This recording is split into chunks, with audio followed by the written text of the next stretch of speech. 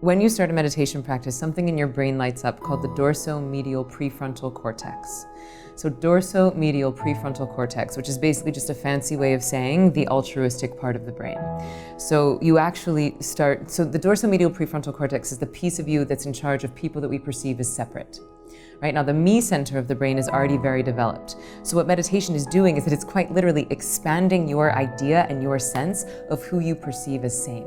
You start to see more of yourself inside of others and more of others inside of you. So you start to realize quite viscerally that as I hurt you, I hurt myself.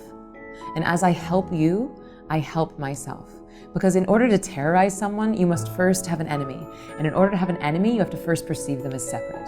And the more you meditate, the larger this dorsomedial prefrontal cortex becomes, the harder it is for you to see anyone as separate. Wow, that explains a lot.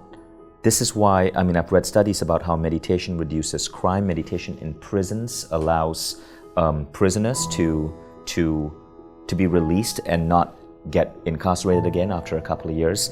So that's beautiful. I had no idea that it had to do with a chemical situation happening in your brain. Yeah, it's a certain part of the brain that starts to light up, and it actually gets stronger over time. What a lot of people don't know is that they think that, well, meditation might change the brain chemistry, but over time it actually changes like the neurogenesis. It actually can rebuild gray matter. And one of the most fascinating things that meditation does is that it strengthens and enlarges something called the corpus callosum, which is the thin white strip that literally connects the right and left hemispheres of the brain. So the left hemisphere of the brain is, now this is admittedly a gross oversimplification, but don't send us 1,000 emails. I was a Broadway showgirl. I'm not a neuroscientist, okay? So left hemisphere of the brain is like the part that's in charge of critical thought, analytical thought, past, future, separateness actually, math, balancing your checkbooks. And the right hemisphere of the brain is more in charge of creativity, intuition, creative problem solving, connection, color.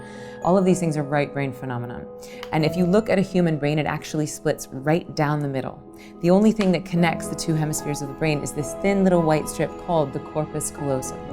Now, we've known for a long time that meditators have a thicker corpus callosum than non-meditators, but we weren't able to prove if it was causal or correlated. Now we know that the longer you meditate, the thicker this thing becomes, which suggests that it is indeed causal, that it is the meditation that is strengthening this piece that connects the critical part of the brain with the creative part of the brain. So it's basically, if this is your individual and this is your collective, then you start to have this simultaneity of like, yes, sure, I'm Emily Fletcher, but I'm also everything and everyone. I am you, you are me. There's only one thing and we're all it. The Vedic sages have been saying that for thousands of years. We're creating more feelings of connectedness, we're creating more feelings of empathy, we're creating the ability to understand each other, and that helps create a better, safer, more beautiful world. Yeah, it's like you're up-leveling a state of consciousness, which makes those imbalances impossible.